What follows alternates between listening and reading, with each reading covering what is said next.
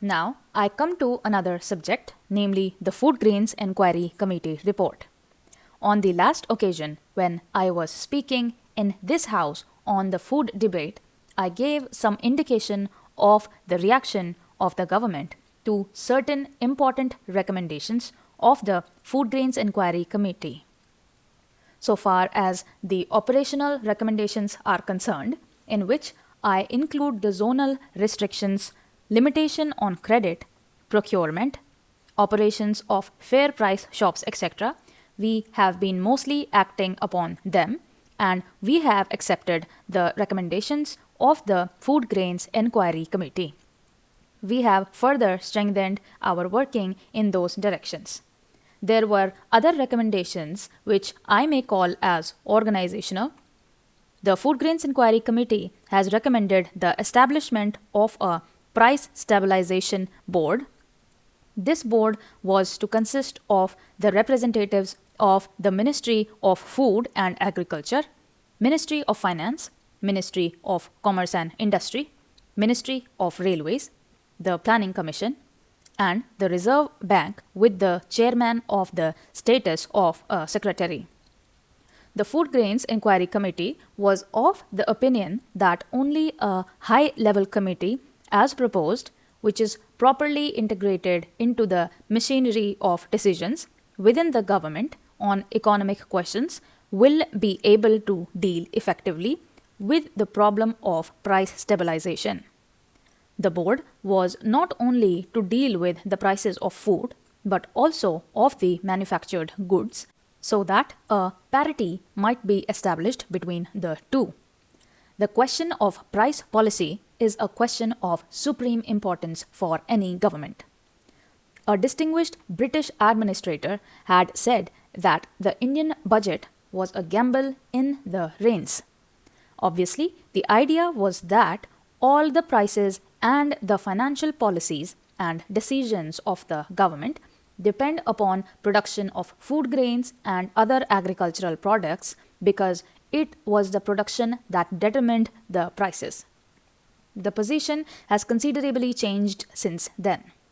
We are not so much dependent upon our revenues from the land revenue, but nonetheless, in the Indian situation, it is a fact that the economic policy, as also the financial policy of the government, depends primarily on the prices of food grains.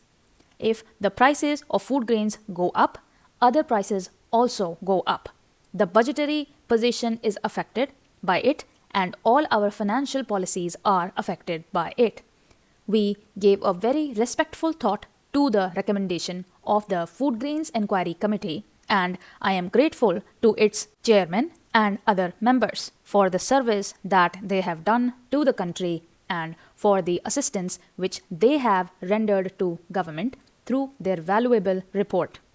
But unfortunately, we could not fully agree with those recommendations, because no government can divest itself of the primary function of determining the economic and financial policies, and if this matter were to be left to a board consisting of eminent and able officials, the overall policy, economic and financial, would have been controlled by these officials. No government can divest itself of determining the economic and financial policies.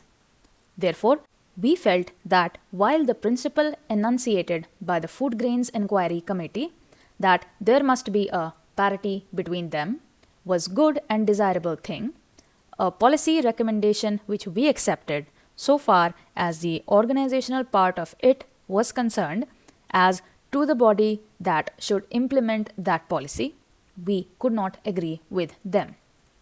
Our decision, therefore, has been that the Cabinet and its Economic Committee will keep a constant vigilance on the food prices and also do its best to establish a parity between the food, rices, and the prices of other agricultural products and industrial prices. This is not a very easy thing, and no one can say that an absolute parity can be established, but this is the effort that we shall make. at the official level, it has been decided that a board composed of the personnel as recommended by the Food Grains Enquiry Committee would be there together with the representatives of the Reserve Bank of India and the Planning Commission. They will also keep a constant watch, but they will only advise the government and will not take any final decision. The final decision will be that of the government, but the board will be advising the government from time to time, and a duty has been imposed upon them to keep constant vigilance and make recommendations from time to time. Sir, we had to think over and over again before we could decide on this variation, because we had the highest respect for the recommendations of the Food Grains Enquiry Committee, and we did not mean any disrespect to the Food Grains Enquiry Committee, but we felt ourselves duty bound to accept that recommendation with the variation which I have pointed out. Sir, another important recommendation of the Food Grains Enquiry Committee was the establishment of a Food Grains Stabilization Organization, that is, the executive body.